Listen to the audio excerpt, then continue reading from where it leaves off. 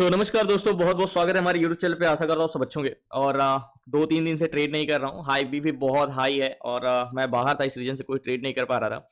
और सबसे फाइनली आपको निफ्टी की बात करोगे या बैंक निफ्टी को बाई करोगे तो आपको आई भी 23, 24, 25 दिख रहा है। तो इस सिचुएशन में मार्केट में आपका प्रीमियम बहुत ही उतार चढ़ाव हो गया, यानी वोलेटाइल मार्केट है, तो ट्रेड ना करना सबसे बेस्ट है। तो हम इंडेक्स में ट्रेड नहीं करेंगे, स्टॉक में ट्रेड करेंगे। और मैं आपको एक चीज नहीं बार बार बोलता हूँ कि स्टॉक में ट्रेड करना काफी ईजी होता है कंपेरिजन टू इंडेक्स स्टॉक। तो स्टॉक में ट्रेड करना क्यों इजी होता है और इंडेक्स में ट्रेड करना क्यों डिफिकल्ट होता है, इसके पीछे के एक रीजन है कि मार्केट में क्या होता है। मार्केट किससे चलता है? एक डाटा होता है जिसमें सेंटिमेंट होता है कि बायर क्या चाहते हैं, सेलर क्या चाहते हैं। तो एक डाटा मान के चलो पॉजिटिव है और वो इंडिकेट कर रहा है कि मार्केट ऊपर जाएगा, इंडेक्स का डाटा। और स्टॉक का डाटा भी क्या कर रहा है? इंडिकेट कर रहा है कि ऊपर जाएगा। लेकिन ये जो इंडेक्स का डाटा है, पता लगता है कि 2 मिनट पहले पॉजिटिव बता रहा था और 2 मिनट में सारे डाटा चेंज होके नेगेटिव हो गए। लेकिन स्टॉक का डाटा इतना ज्यादा चेंजेस होता ही नहीं है। अगर वो पॉजिटिव है तो पॉजिटिव, अगर आप एक बार डाटा का क्या होगा, आप सारे रूल समझ लो, सेंटिमेंट समझ लो, तो डाटा बहुत जल्दी चेंजेस नहीं होते हैं। तो इस रीजन से हम जब इंडेक्स में ट्रेड करने जाते हैं तो हमें डाटा तो रीड करना आना चाहिए, ये तो कंपलसरी है। लेकिन उससे के लिए थोड़ा सा एक्सपीरियंस होना चाहिए, एक्सपर्ट बनना पड़ेगा। क्योंकि आपको बदलाव क्या हुए, डाटा में चेंजेस क्या हुए, क्या डाटा है ये छोड़ दो, क्या चेंजेस हुए, जब ये पकड़ने लगोगे तभी मार्केट को आप सेंटिमेंट समझ पाओगे। बाकी price action, candles, bottom, resistance, ये एक वे है चलने के लिए, इससे ज्यादा कुछ भी नहीं। तो हमें स्टॉक में ट्रेड करना है और स्टॉक में ट्रेड करने के लिए हमें डाटा, जैसे ये देखो, ये क्या है? इंडेक्स का डाटा है, बैंक निफ्टी, ये call buyer, call seller, put seller, call buyer, ये सारे ठीक है। और यहां पे हमारे ये स्टॉक का डाटा है, 245 स्टॉक है। अब जैसे 245 हम किसी भी स्टॉक को क्या लगाते हैं? चार्ट पे लगाते हैं, उसका बॉटम देखते हैं, हेड एंड शोल्डर देखते हैं, इन्वर्टेड हेड शोल्डर देखते हैं, बहुत सारी चीजें देखते हैं, जाके हम ट्रेड लेते हैं। जैसे कि एग्जैक्टली ये निफ्टी 50, लेकिन निफ्टी 50 तो चल रहा है लेकिन निफ्टी बैंक नहीं चल रहा है। अब यहाँ पे क्या है? Price action. आप कुछ भी मिला सकते हो कि यार ये क्या है प्राइस एक्शन, यहाँ पे तो डबल टॉप बॉटम बनाया था, डबल टॉप बनाया था, लेकिन ये ब्रेक कर गया, ऊपर निकल गया। तो प्राइस एक्शन एक वे है चलने के लिए कि ठीक है हम पॉजिटिव है, तो ये पॉजिटिव के ब्रेकआउट दिया है तो हम डायरेक्टली ट्रेड लेंगे और ऊपर का टारगेट लेंगे। लेकिन जब हम स्टॉक की बारी आती है तो आपको देखो, जैसे मैंने बताया कि स्कॉट है, कोई भी हम स्टॉक को उठाते हैं, स्कॉट का डाटा क्या है? 3562276622। तो मतलब मैं ये बताता हूँ, स्कॉट में क्या है? स्ट्रेंथ बहुत ज्यादा है स्कॉट का स्टॉक, ये बदलाव नहीं होने वाला, ये चेंजेस नहीं होने वाला। लेकिन इसके प्रतिरोधक जो है वो बहुत बहुत बहुत बहुत ज्यादा है। मतलब ये स्टॉक चलना तो ऊपर चाहेगा लेकिन उसको काफी मशक्कत करना पड़ेगा, और ज्यादा अगर बायर इंटरेस्टेड नहीं हो सकता है वो कंसोलिडेशन मोड में चला जाए, लेकिन या तो ऊपर जाएगा या तो कंसोलिडेशन करेगा। हम इस स्टॉक को सिंपली एक लाइन में बोल सकते हैं स्कॉट का, ये डाटा देख के, ये स्टॉक या तो बुलिश रहेगा या तो कंसोलिडेशन करेगा, लेकिन इसकी स्ट्रेंथ काफी अच्छी, अगर निकलेगा, अगर ये रेजिस्टेंस तोड़ेगा तो ये बड़ी कैंडल्स बना के ऊपर जाएगा। एग्जैक्टली देखो, बड़ी कैंडल, हल्का सा भी छूट पाएगा ये तो क्या होगा? बड़ी कैंडल्स बनाएगा, या तो ये कंसोलिडेशन करेगा या तो ऊपर जाएगा। तो क्या करना है? मैंने क्या बोला? ऊपर जाएगा, काफी मशक्कत करना पड़ेगा। तो सेम तो इसको वही करना पड़ रहा है, ऊपर तो जा रहा है लेकिन उसको काफी मशक्कत करना पड़ रहा है। तो सिंपली हमने चार्ट तो बाद में देखा, लेकिन हम तो पहले से ही समझ गए कि इस स्टॉक में क्या होने वाला है। तो यही एक डाटा का आपका उसका पूरा डायरेक्शन, उसकी स्पीड, उसकी स्ट्रेंथ, सारी चीजें बता देता है, तब जाके आप ट्रेड कर दो। तो सबसे पहले हमें एक 245, अब या तो आप इस तरीके के सारे स्टॉक को एक एक करके देखो तो आप स्टॉक को समझ पाओगे कौन से स्टॉक का कितनी अच्छी स्ट्रेंथ है। हमें सबसे पहले एक ऐसे स्टॉक को करना है। देखो स्टॉक 3 तरीके के होते हैं, ठीक है। पहला होता है जो इसमें smoothly buying, continue higher low लगाते ऊपर जाता है या नीचे आता है। और दूसरा होता है जो जाता तो ऊपर चाहता है लेकिन उसको काफी मशक्कत करना पड़ता है, जैसे एग्जाम्पल जैसे कि ये है आपका, ये वाला जाना तो ऊपर चाह रहा है लेकिन उसको काफी मशक्कत करना पड़ेगा। एंड तीसरा है कि मार्केट को जाना तो ऊपर लेकिन कहीं से भी वो रिवर्सल कर सकता है। तो लास्ट तक बने। तो फाइनली, तो जैसे मैंने बोला ना कि हमें या तो 235, जैसे हमने बोला ये 3 तरीके, एक तो पहला जो स्मूथली बाइंग, एक तो कंसोलिडेशन करके, और एक रिवर्सल करके, ऊपर या नीचे से रिवर्स कर सकता है। तो हमें ट्रेड करने के लिए हमें 245 स्टॉक में हमें बेस्ट से बेस्ट जो फर्स्ट प्योरिटी स्टॉक होगा, ऐसे स्टॉक को हमें पिक करना है। अब ऐसे स्टॉक को पिक करने के लिए जैसे या तो आपको एक ऑप्शन चेन देखना होगा, एक तो याद होगा मैंने आपको एक सीट्स दिया है जिससे आपको 1 मिनट में पता लगा सकते हो कि कौन सा स्टॉक किस में मूवमेंट कर सकता है। तो जैसे कि हमें यहाँ पे चेंज इन पीसीआर यानी ऑप्शन सीट्स देखना है, तो यहाँ पे सबसे पहले हमें ये देखना होगा कि आपको, जैसे आपको ये वॉल्यूम पीसीआर हो गया, यानी ये आपका स्ट्रेंथ बताएगा और ये आपको बताएगा कि सपोर्ट मजबूत है कि रेजिस्टेंस मजबूत है। मतलब अगर पॉजिटिव स्ट्रेंथ ज्यादा है और सपोर्ट भी मजबूत है तो वो स्टॉक क्या हुआ? एक तरफा हुआ। तो सबसे पहले हम ये देखेंगे किस स्टॉक में सबसे ज्यादा स्ट्रेंथ है। तो टोटल एक क्लिक पे करेंगे तो हमें ये मिल गया वॉल्यूम, सॉरी ये पीसीआर है, volume option PCR, volume CPR, ये हमारा स्ट्रेंथ बताएगा और ये हमारा सपोर्ट है कि रेजिस्टेंस बताएगा। ठीक है, ये वाला कॉलम छोड़ देते हैं। तो सबसे पहले हम सीपीआर पे क्लिक करते हैं और देखते हैं कि कौन सा स्टॉक में सबसे ज्यादा। अब यहाँ पे क्या होगा, जैसे ये सीपीआर 0.71 है, यानी क्या है, वॉल्यूम कॉल बायर कम है, पुट बायर ज्यादा है। लेकिन हमें क्राइटेरिया पता होना चाहिए, ट्रेड हम तभी पॉजिटिव कर सकते हैं, लेकिन हमें ये क्राइटेरिया पता होना चाहिए कि क्या स्ट्रेंथ होनी चाहिए, न्यूनतम पीसीआर कितना नेगेटिव होना चाहिए पॉजिटिव स्टॉक में। तो यहाँ पे हमें एक हैसियत ये है कि हम एक क्लिक पे ये बता कर सकते हैं कि जो सबसे ज्यादा स्टॉक सीपीआर है वो ऊपर आ जाएंगे। तो जैसे कि एग्जैक्टली वॉल्यूम सीपीआर, ये अभी ऊपर आ गया। जैसे ये इंजन में है 11.28 का सीपीआर है, 7.30 का पीसीआर, लेकिन इसका सपोर्ट मजबूत नहीं है, रजिस्टेंस मजबूत नहीं है यहाँ पे। तो ये सबसे अच्छा स्टॉक चला है, इसका सीपीआर 7.30 है, बट इसको हम ट्रेड तो कर नहीं सकते। आर्टिंड है, इसका पीसीआर उतना 0.47, यानी सेलर काफी, मतलब ये स्टॉक क्या है, चल तो ऊपर की ओर रहे हैं लेकिन इनको बहुत ज्यादा मशक्कत करना पड़ा। क्यों? क्योंकि इसमें रेजिस्टेंस बहुत मजबूत है, मतलब ये भागना तो बहुत चाह रहे हैं। ये जो सीपीआर देखो, इसमें स्ट्रेंथ कितनी हाई है, ये सब भागना तो बहुत चाह रहे हैं ऊपर, लेकिन इनके पैर बंधे हुए, तो ये बड़ी मशक्कत से ऊपर की ओर चल रहे हैं।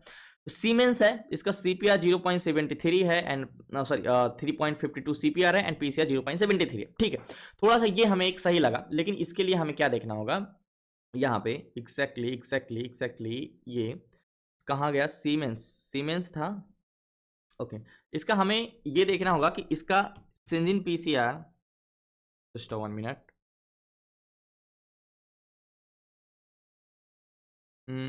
सॉरी एसआई है, एसआई। ओके,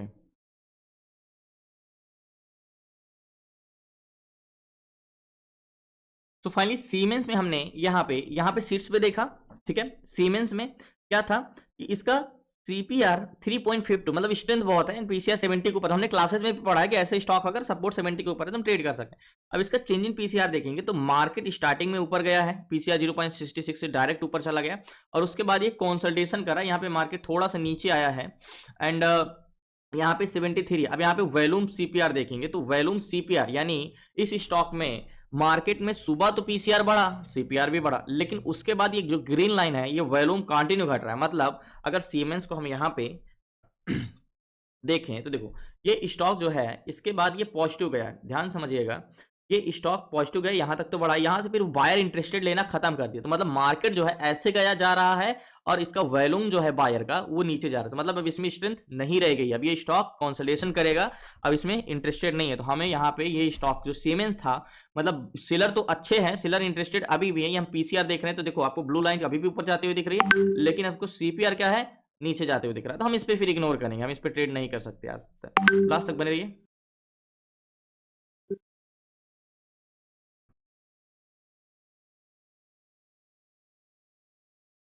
सो फाइनली हमें एक स्टॉक मिला है जो कि पिरामिल है, पीईएल है, ये आपको दिख रहा होगा। इसका जो ऑप्शन पीसीआर है 1.24 यानी 1 से ज्यादा है। तो मार्केट में क्या कौन सा था, पुट सेलर, और इसका सीपीआर जो है ये है 1.58 का, मतलब 2 वॉल्यूम तो स्ट्रेंथ नहीं है।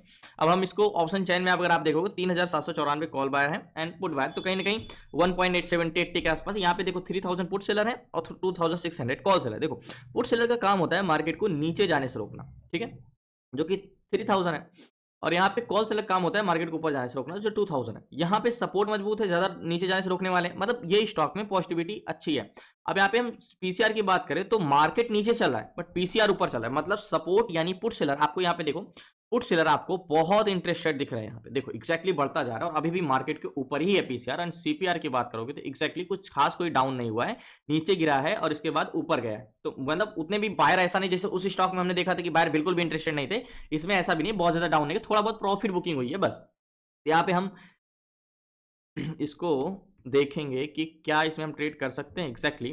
तो सबसे पहले हम इसको वन डे टाइम फ्रेम में लगाएंगे। तो वन डे टाइम फ्रेम में ऑलरेडी काफी ज्यादा मूवमेंट तो आ चुका है, तो इसका हमारा ये हो गया हॉरिजॉन्टल जोन। अब ये हॉरिजॉन्टल जोन कौन से कैंडल्स के लिए, ध्यान समझिएगा, ये वाली कैंडल्स का, ये आपका हॉरिजॉन्टल जोन है, ये वाली कैंडल्स का बॉडी। आपको मैंने बताया कि हॉरिजॉन्टल जोन कैंडल्स का बॉडी। हॉरिजॉन्टल जोन मतलब अगर आपको एक ट्रेन में बैठना है तो आप डायरेक्टली ट्रेन में तो बैठ नहीं सकते हो, आपके लिए उसको रेलवे स्टेशन यानी एक स्टेशन की जरूरत पड़ेगी। तो वैसे ही मार्केट में ट्रेड लेने के लिए ऐसा है कि ये स्टेशन है, तो एक हॉरिजॉन्टल जोन है। 5 मिनट टाइम फ्रेम में लगाएंगे तो ये हमारा क्या हो गया एग्जैक्टली, ये हमारा हो गया नेक लाइन, ठीक है, ये हमारा हो गया नेक लाइन, एग्जैक्टली ये हो गया नेक लाइन, ठीक है, यहाँ पे।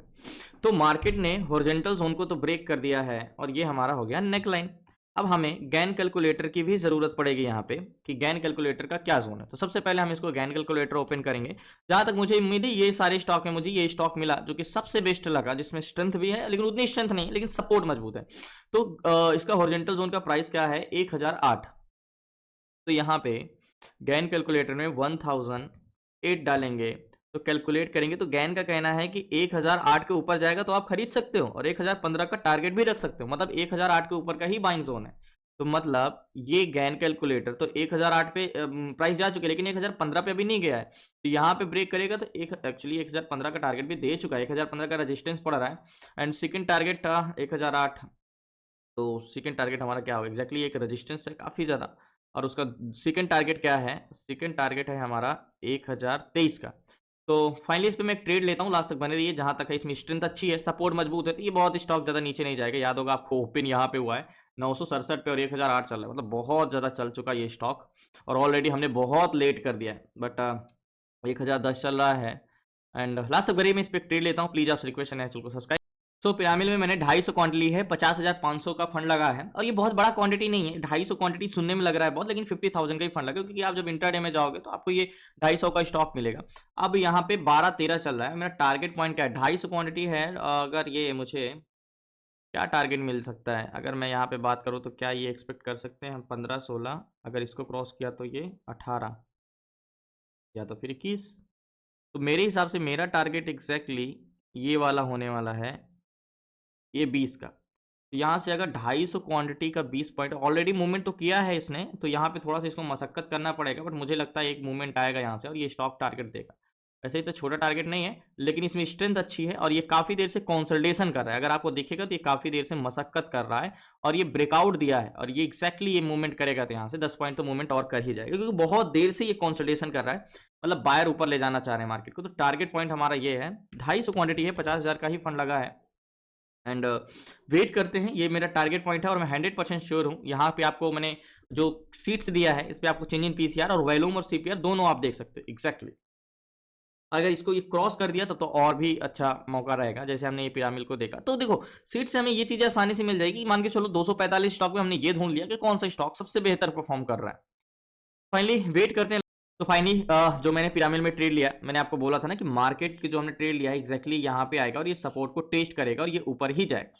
तो यहाँ पे जरूर कॉन्सोलेशन कर रहा है और जल्द ही ये यहाँ से रिवर्स करेगा और ऊपर का टारगेट देगा। इसीलिए मैंने इतने सारे स्टॉक में इसको मैंने चूज किया है और ये बहुत जल्दी ऊपर जाएगा, कॉन्सोलेशन कर रहा है और यहाँ से ये रिवर्स करेगा ही करेगा। आज तक ये देखो एग्जैक्टली 1014 एक कैंडल्स में चला गया, क्योंकि इसमें स्ट्रेंथ बहुत अच्छी है। अब आपको दिख रहा होगा और सपोर्ट तो बहुत ही अच्छा मजबूत है। तो वेट करते हैं, इंतजार करते हैं।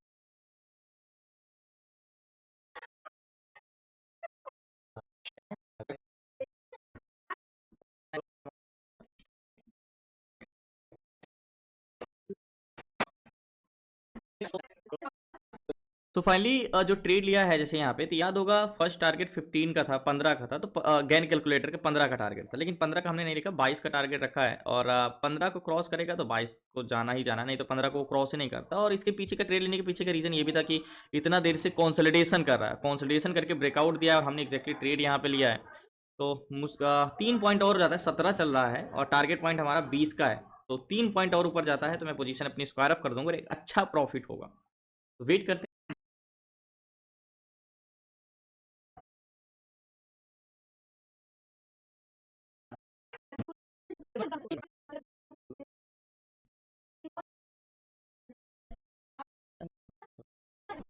तो फाइनली 17-18 चल रहा है एंड थोड़ा सा ही टारगेट बचा है, एग्जैक्टली 17 तक पहुंचा था, 18 तक पहुंचा है एंड 2 पॉइंट टारगेट के बचा है। और ये एक तरफा स्टॉक है तो मुझे उतना भी फिक्र नहीं है और जल्दी ये टारगेट देगा 20 का। तो लास्ट तक बने रही।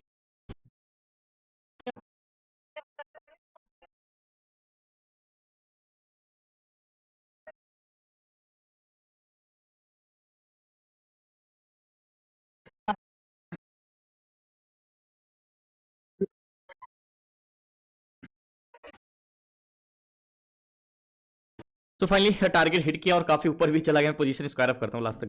तो याद होगा मैंने पिरामिड को क्यों चूज किया था और इसका चेंज इन पीसीआर और वैल्यूम और सीपीआर और पीसीआर दोनों की स्ट्रेंथ थी और मैंने पोजीशन अपनी स्क्वायर अप कर दिया। 1022 पे, और लास्ट ये हाई 1023 रुपये 37 पैसे गया, और याद होगा हमने एक्जैक्टली बॉटम में बाय किया था और मैंने 250 क्वांटिटी बाय किया था। और इसके पीछे का बाय करने के पीछे का रीजन भी था कि मार्केट 11 बजे से कोशिश कर रहा था इसको ब्रेक करने का, और ब्रेक करेगा तो मूवमेंट तो आएगा ही। मैंने आपको क्लासेस में भी बताया है कि किसी भी रेजिस्टेंस को अगर वो कंसोलिडेशन करके जब ब्रेक करता है तो एक बड़ा मूवमेंट आता है काफ़ी मशक्कत के बाद, और इसमें स्ट्रेंथ तो थी ही। और हम बात करें यहाँ पे कि ये स्टॉक बहुत अच्छा मूवमेंट किया। अगर आप नीचे से देखोगे तो एग्जैक्टली ये ओपन हुआ था इस प्राइस में 966 पे, अभी 1021, यानी 80 पॉइंट से ज़्यादा मूवमेंट कर चुका है, 70 से 80 पॉइंट मूवमेंट कर चुका है। और हमने तो मात्र कह सकते हो कि 10 से 11 पॉइंट का ही प्रॉफिट बुक किया है। देखो ये चीज़ मैं आपसे वादा करता हूँ कि अगर आप डाटा रीड करना और डायरेक्शन पकड़ना सीख जाते हो तो आपके 10 में से 8 ट्रेड प्रॉफिट में जाएंगे, मेरा वादा है आपको। देखो हर व्यक्ति बहुत सारे हाई लेवल के नहीं, आप एक मिनिमम अमाउंट 1500 कमाने के लिए अपने लाइफ के 12 घंटे से 10 से 12 घंटे देते हो, तो वहां पे आपका कोई ग्रोथ नहीं हो रहा है। लेकिन देखो और मैंने आपको फर्स्ट टाइम ही बताया कि इंडेक्स डिफिकल्ट है, स्टॉक डिफिकल्ट नहीं, क्योंकि उसमें चेंजेस नहीं होता। अगर आप अच्छे से डाटा रीड करना सीख जाओ, यानी स्ट्रेंथ पहचानना सीख जाओ, सीपी और पीसीआर क्या क्राइटेरिया होता है, एंड प्राइस एक्शन अच्छे से समझ में आना चाहिए। प्राइस एक्शन एक वे है जो कि सबको अधिकतर पता होता है, लेकिन मेन डाटा होता है। जब आप इसको स्टॉक सिलेक्शन करना सीख जाओगे ना, तो स्टॉक में 10-12 पॉइंट का मूवमेंट यानी 1500 कमाना बहुत बड़ी बात नहीं होती है। एज ए प्रैक्टिकली मैं एक्सपीरियंस से बोल रहा हूँ, कोई एडवर्टाइजमेंट में नहीं, रियलिटी में बोल रहा हूँ कि 10 में से 8 ट्रेड आपके प्रॉफिट में जाएंगे ही जाएंगे। बाकी आपकी मर्जी, धन्यवाद आपका, शुक्रिया लास्ट तक मेरे रहने के लिए। कल मिलते हैं न्यू ट्रेड के साथ। आपको सीखना है, जुड़ना है तो स्टॉक मार्केट से रिलेटेड 6 मंथ की क्लासेस में, तो स्टॉक इंट्राडे कैसे करें, stock data, stock swing, stock intraday, option selling, option buying, ETF SIP, ETF swing, stock fundamental, A to Z stock market से रिलेटेड, तो डिस्क्रिप्शन में नंबर है, आपसे व्हाट्सएप करके जुड़ सकते हैं। धन्यवाद आपका, शुक्रिया एंड जय हिंद।